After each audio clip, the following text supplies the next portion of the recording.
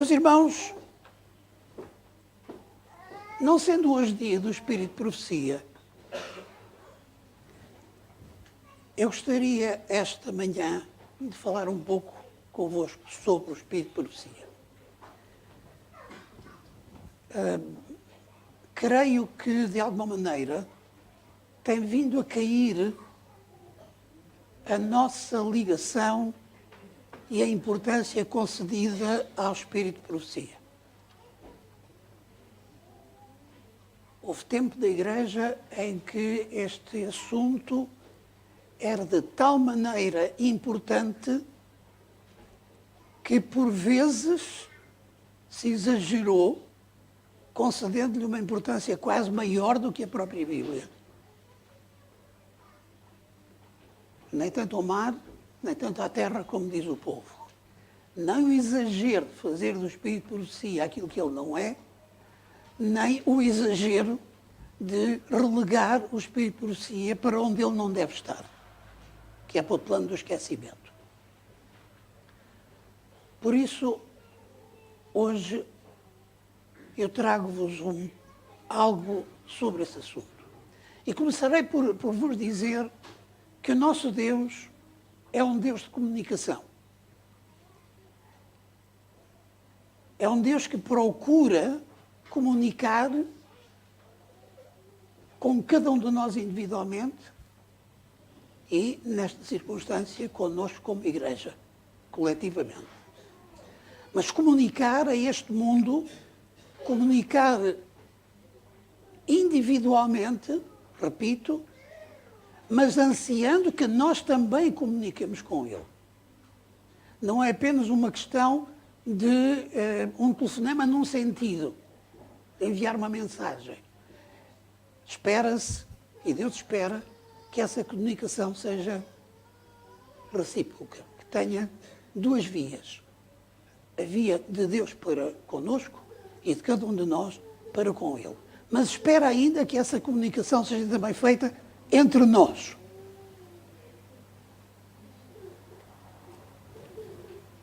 É impossível que nós consigamos comunicar bem com Deus se comunicarmos mal uns com os outros.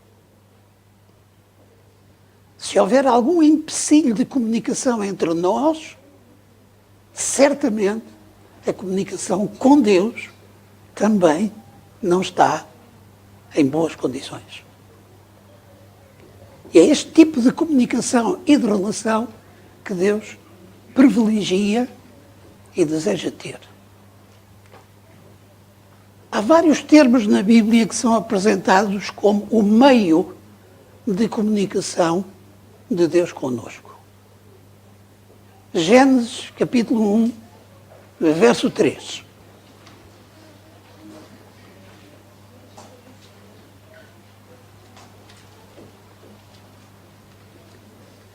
Alguém quer ler? Gênesis, capítulo 1, verso 3. Alto e bom som. E disse Deus, haja luz, e houve luz. Primeira expressão usada na Bíblia para a comunicação de Deus é disse. O dizer não é a mesma coisa que falar. Nós podemos falar sem dizer nada. Eu tenho lá em casa, algures, uma lista de frases em 3 ou 4 colunas. Pegue-se numa frase da primeira coluna, com qualquer da segunda, com qualquer da terceira, com qualquer da quarta, disse qualquer coisa, falou-se qualquer coisa, mas não se disse nada. E podem fazer isto jogando com todas as frases dessa lista. Deus disse. O segundo elemento, Gênesis capítulo 3, verso 9. Outro voluntário, porque eu estou muito cansado da garganta. Gênesis capítulo 3, verso 9.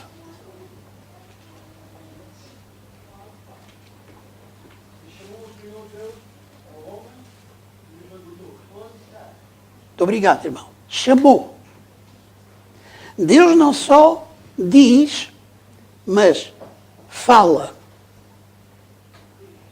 Circunstâncias diferentes, mas o mesmo objetivo, comunicar.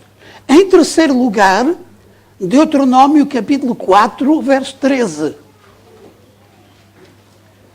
Deuteronômio capítulo 4, verso 13.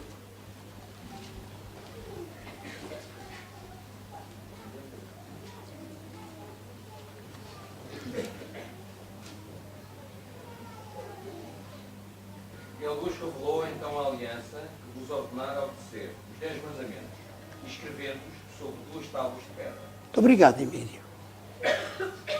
No original, diz as 10 palavras. Não são os 10 mandamentos, são as 10 palavras. Deus fala.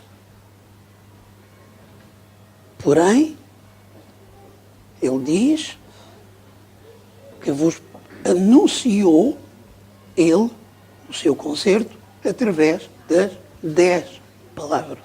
Deus fala. Deus anuncia. E, finalmente, uma última desta lista. O versículo preferido do pastor Ernesto Ferreira, que nós lembramos com muita saudade. Quando se lhe fazia alguma pergunta complicada, lembram-se qual era a resposta dele? Deuteronômio 29, 29, que diz, não basta saber onde é que está o versículo. O que é que o versículo diz? As coisas reveladas são para ti e para os teus filhos. As outras, deixa-las estar em paz e sossego. Portanto, Deus revela. Temos aqui 4 formas através das quais Deus se comunica. Diz, chama, fala, revela. Tudo isto é interessante, mas quais são os veículos, quais são os meios de comunicação que Deus tem conosco? Em primeiro lugar, Amós, capítulo 3, verso 7. Encontrar Amós, capítulo 3, verso 7.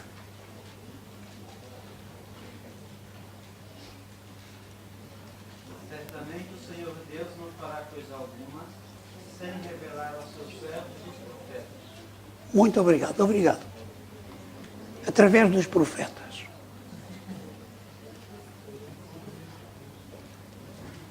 Revelava-se também e falava também através dos sacerdotes. Há vários textos nos quais nós podemos ver que através dos sacerdotes e do seu ministério, Deus comunicava com o povo. No livro do Êxodo, fala de um objeto particular ou de uma parte particular da vestimenta do sumo sacerdote que continha 2 pedras. Eram o Urim e o Tumim. Para que é que serviam? Para que Deus se comunicasse.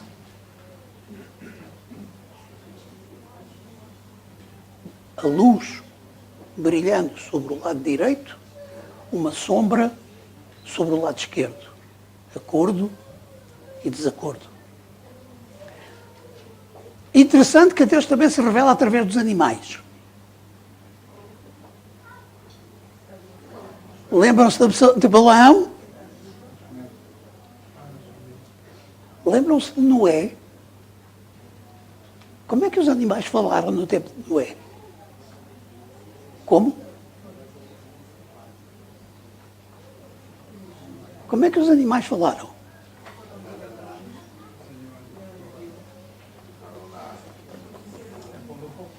Como? Antes disso.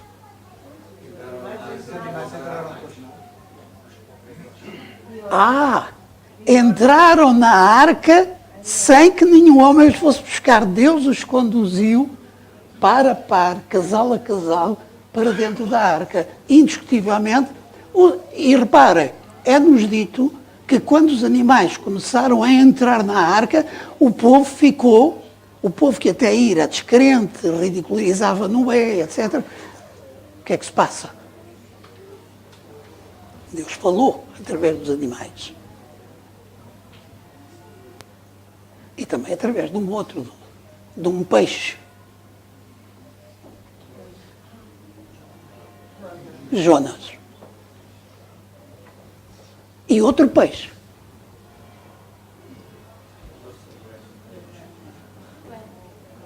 O peixe que Pedro foi buscar ao mar e que trazia dentro a moeda. Deus revela-se, manifesta-se de várias maneiras. Aliás, ao iniciar a Epístola aos Hebreus, o apóstolo diz, havendo Deus antigamente falado de muitas formas e de muitas maneiras aos pais pelos profetas, portanto, de muitas maneiras, o que é que diz o resto do versículo? A nós falou-nos nestes últimos dias através do Filho. Através de Jesus também Deus se manifesta. E uma última desta lista, que é, evidentemente, tudo menos exaustiva, encontramos no livro de Atos dos Apóstolos, no capítulo 1 e do versículo 8. Atos dos Apóstolos, capítulo 1, verso 8. Que diz...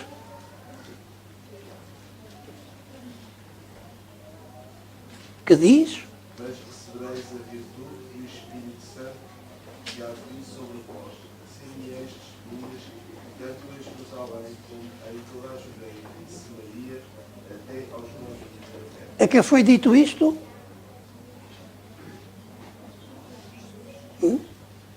Aos discípulos de Jesus.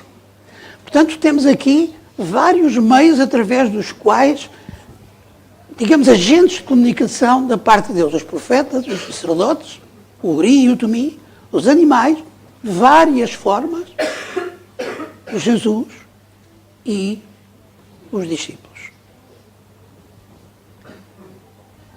Isto relativamente ao passado. Relativamente ao presente, qual destas coisas é que continua de pé?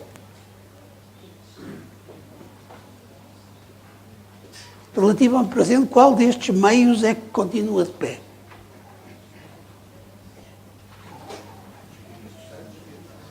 Como? O Espírito Santo não foi mencionado aqui nesta lista.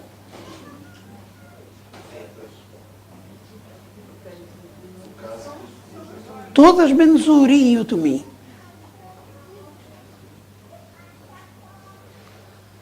Deus não se manifesta hoje através de profetas. O que é um profeta? O que é um profeta? O transmissor da mensagem de Deus. Sacerdote. Existem os sacerdotes? O que é que Deus quer fazer de nós? Reis e sacerdotes. Depois temos os animais. Será que os animais hoje, se Deus entender, já não são capazes de falar dele, etc. Agora, nos tempos modernos, têm aparecido muitos profetas. Verdadeiros, uns, falsos, outros. E é aqui que nós precisamos de ter a sabedoria que só Deus pode dar para fazer a separação entre o que é falso e o que é verdadeiro. Em Apocalipse, capítulo 14, verso 12, nós, como Igreja Adventista, acreditamos que este texto se aplica a cada um de nós e a todos nós como Igreja. Capítulo 14, estamos nas mensagens dos 3 anjos. Quem é que foi incumbido de pregar ao mundo a mensagem dos 3 anjos? Quem?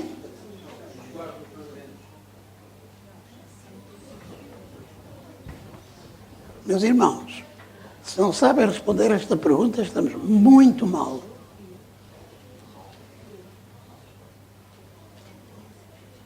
Se não sabem que a mensagem dos 3 anjos foi entregue à Igreja Adventista do 7º dia para ser pregada ao mundo, estamos muito mal.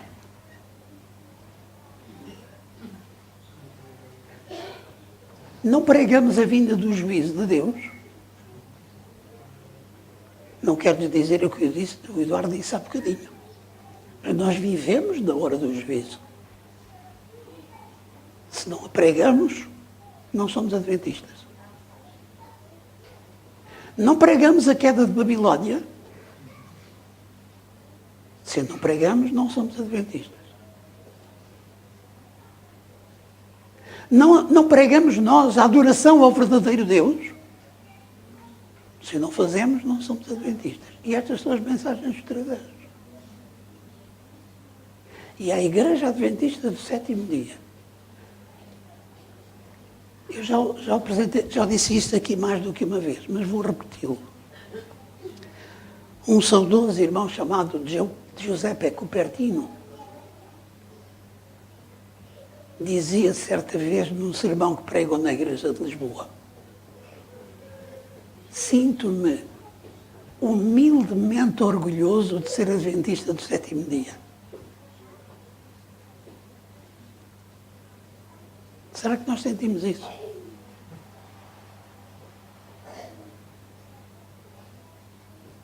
Será que nós sentimos o privilégio que é pertencer a esta, a honra que é pertencer a esta Igreja? O povo de Deus. O único objeto de interesse de Deus nesta terra é esta Igreja.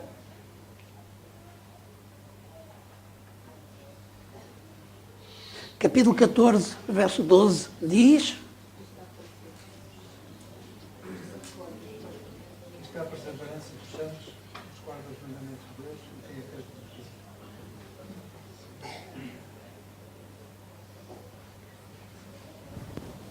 Nós acreditamos, como Igreja Adventista do 7º dia, espero que os meus queridos irmãos e amigos que aqui estão também acreditem nisso. Somos este povo. O povo que Deus tem neste momento no mundo para se comunicar, para estabelecer a ligação entre Deus e a humanidade. O povo que neste momento Deus tem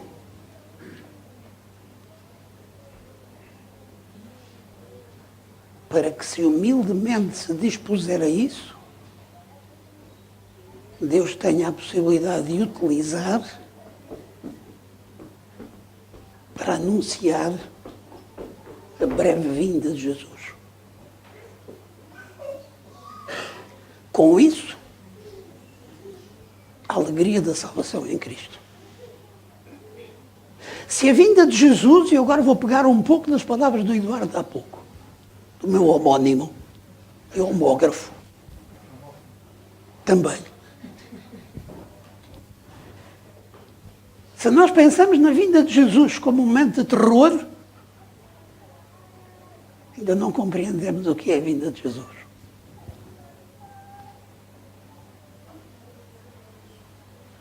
Lembra-se que o profeta diz: uns pediram às rochas e às montanhas que caiam sobre eles e os escondam da presença de Jesus. Mas outras o que é que dirão? Eis o nosso Deus a quem aguardávamos, Ele nos salvará. Queiramos ou não, nós vamos estar, todos nós, num destes 2 grupos. Não há os que estão indiferentes, não há aqueles que permanecem apáticos, amorfos, vamos ver o que é que isto dá, isso não existe. Ou estamos num lado, ou estamos do outro.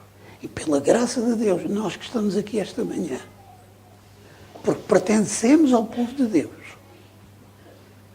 Não exclusivamente nós pertencemos ao povo de Deus, atenção. Mas eu espero que nós todos pertençamos ao povo de Deus. Devemos olhar para a vinda de Cristo com ansiedade, com a mesma ansiedade com que se espera a maior alegria da nossa vida. Como adventistas, também acreditamos, porque o texto diz, guarda os mandamentos de Deus e têm a fé de Jesus, ou o testemunho de Jesus. E no mesmo livro do Apocalipse, no capítulo 19, diz que o testemunho de Jesus é o espírito de profecia. E nós acreditamos que possuímos, pela graça de Deus, o espírito de profecia. O apóstolo Paulo aos Efésios, falando da igreja, ele diz, faz uma listagem dos dons que Deus concede à igreja. E um dos primeiros é o dom de profecia. Atenção que profecia não é necessariamente dizer ao Nelson que amanhã ele vai ter um acidente de carro.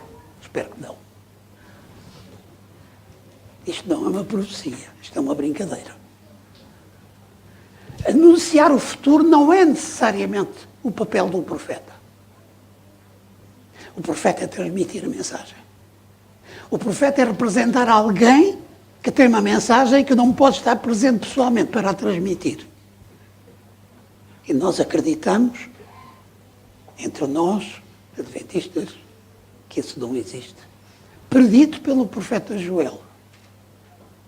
Lembram-se, capítulo 2 de Joel? Nos últimos dias, sonhos, visões.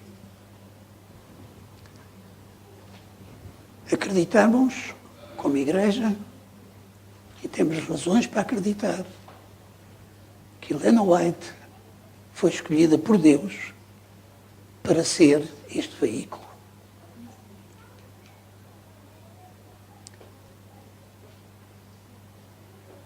Ela escreveu, e os irmãos podem ler no livro Mensagens Escolhidas, no primeiro volume, na página 32, não tenho reivindicações a fazer, apenas que estou instruída de que sou a mensageira do Senhor.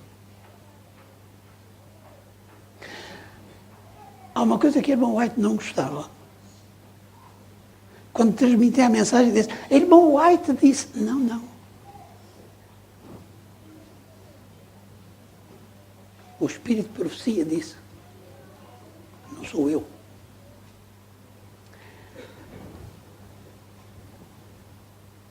Ela realçou a necessidade de pregar o Evangelho. Eu vou escusar-me de ler muitas citações acerca de cada um destes elementos.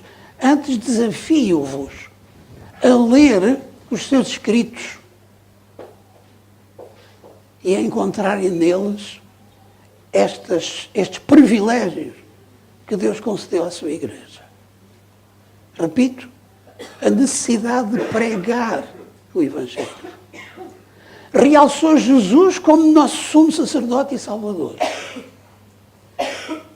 Apelou a um reavivamento e reforma dentro da igreja, não fora dela. Realçou a necessidade de amar Jesus. A necessidade de vivermos à altura da mensagem que pregamos. E a grande controvérsia entre o bem e o mal que vamos estudar durante este trimestre. Estas são algumas das grandes linhas que estão presentes nas mensagens que, por intermédio desta serva humilde, Deus pôde transmitir-nos a nós como sua igreja. O que nós necessitamos é de ter a noção e a necessidade de fazer uma separação entre as mensagens divinas e as mensagens humanas. É interessante o que ela escreveu num artigo na Review Herald, que também, se quiserem encontrar, está também em Mensagens Escolhidas, volume 1, na página 37, que diz: se bem que eu dependa tanto do Espírito do Senhor para escrever as minhas visões como para recebê-las, todavia as palavras que uso ao descrever o que vi são minhas, a menos que sejam as que foram ditas por um anjo, as quais eu sempre ponho entre aspas. Uma coisa que é importante ter é que na Bíblia não existe aquilo que se chama inspiração verbal. As palavras que os profetas transmitem não são as palavras que Deus usa. Porque o vocabulário de Deus é muito mais rico do que o nosso vocabulário. Incompreensível para nós. Lembram-se o que é que o apóstolo Paulo disse quando falou da visão que teve do céu? Conheço um homem que no corpo, não sei, se fora do corpo, não sei, foi levado ao terceiro céu, onde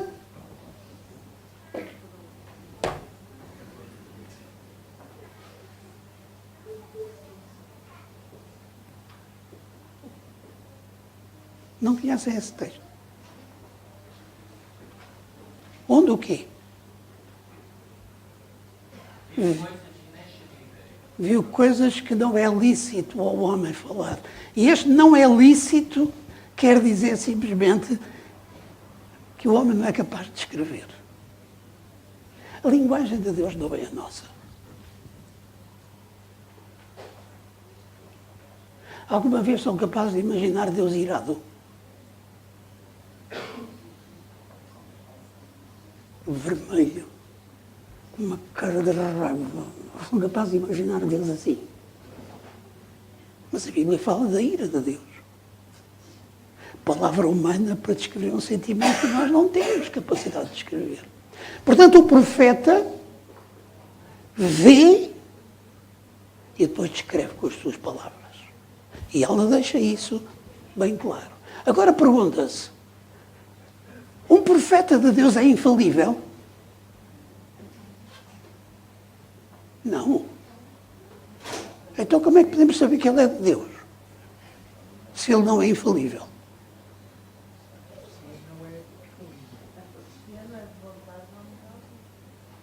Mas isso não quer dizer que ele seja...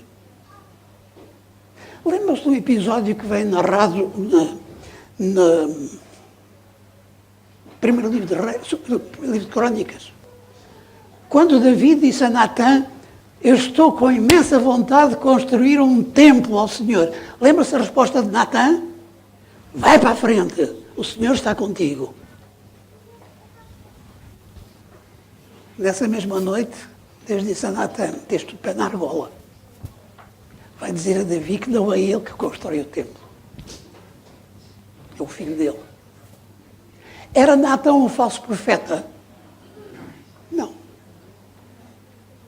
Apenas naquela ocasião achou que excedeu-se. Ouça o que o irmão White diz a esse respeito. Desejo, escreveu ela, que o eu se oculte em Jesus. Desejo que o eu seja sacrificado. Não reivindico infalibilidade ou mesmo perfeição de caráter cristão. Não estou isenta de erros e de equívocos na minha vida. Tivesse eu seguido o meu Salvador mais de perto, não teria que lamentar tanto a minha falta de semelhança com a sua preciosa imagem. E noutra ocasião, numa carta, ela escreveu o seguinte: com relação à infalibilidade, nunca a pretendi. Unicamente Deus é infalível. A sua palavra é verdade e nele não há mudança nem sombra de variação. Então, se a irmã White não era infalível, e se ela própria se considera infalível, considera falível, perdão, Em que é que ficamos? Ficamos nisso mesmo. Que os profetas de Deus, em todas as épocas, são homens e mulheres com as características e fraquezas próprias da humanidade. Lembram-se de Moisés, o homem mais manso que existiu sobre a terra? Foi ele ou não foi um profeta de Deus? Um dos maiores. Lembram-se de João Batista? O que é que Jesus disse? O que é que vocês foram ver? Mais do que um profeta. E, no entanto, teve dúvidas acerca da messianidade de Jesus, quando não tinha todas as razões para não as ter. Os profetas não deixam de ser humanos por causa do serem. Agora, as suas mensagens, provadas pela palavra de Deus, é que são aquelas que verdadeiramente devemos usar para a nossa orientação.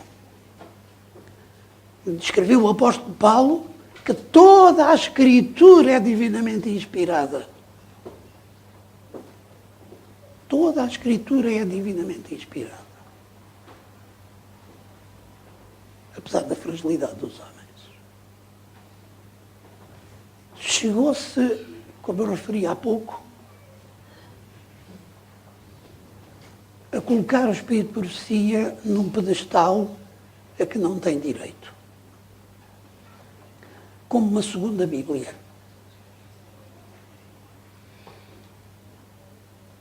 Escutem o que ela escreveu.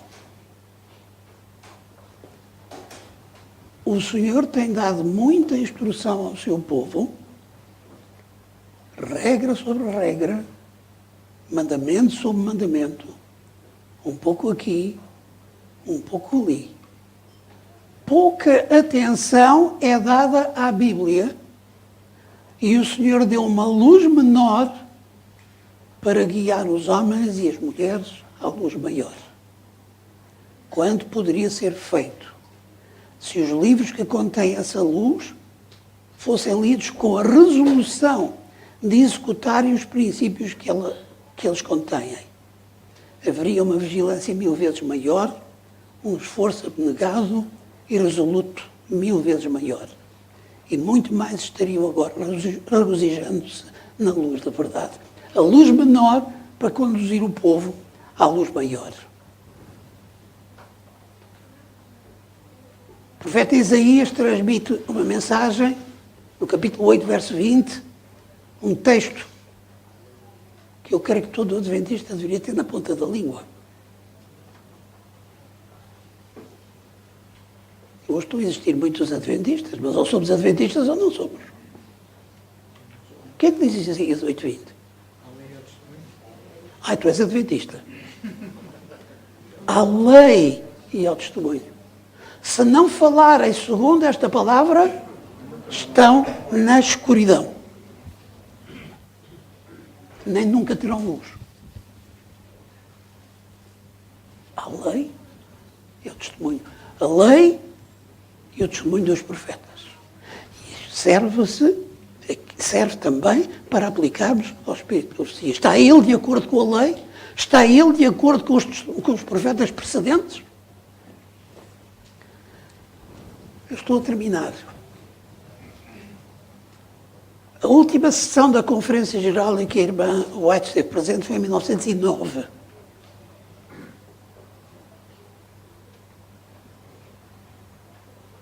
E quando ela terminou o seu último sermão nessa Assembleia, saiu da tribuna para se sentar e voltou atrás. Suponham, irmãos, que eu dizia, pronto, irmãos, esta é a mensagem, vão-me sentar. O que é que pensariam? Que eu esqueci alguma coisa. Importante ou não? Certamente que era importante. O irmão White fez exatamente isso. E pegou na sua Bíblia e disse, irmãos e irmãs, recomendo-vos este livro. Foram as suas últimas palavras ditas em público numa Assembleia da Conferência Geral.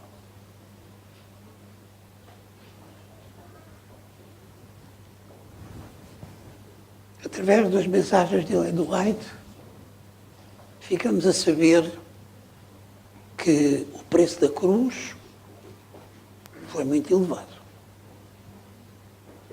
Ficamos a saber que somos chamados a amar Jesus com o mesmo amor com que Ele nos amou.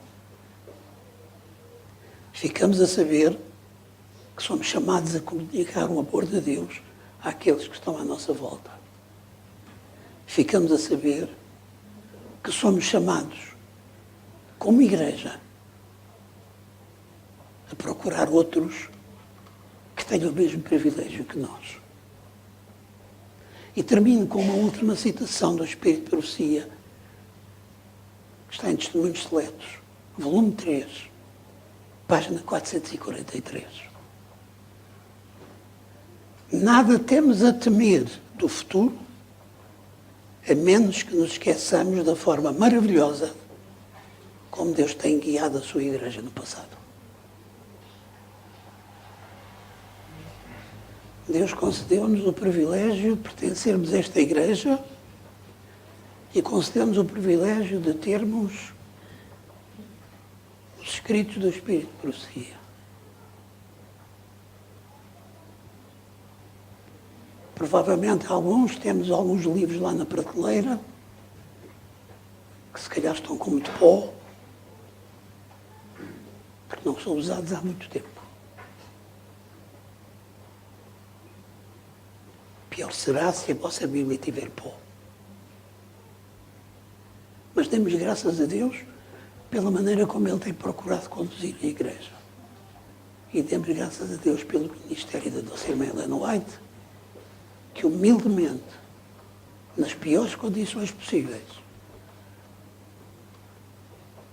se entregou ao trabalho que Deus lhe confiou para progresso e para desenvolvimento da sua igreja.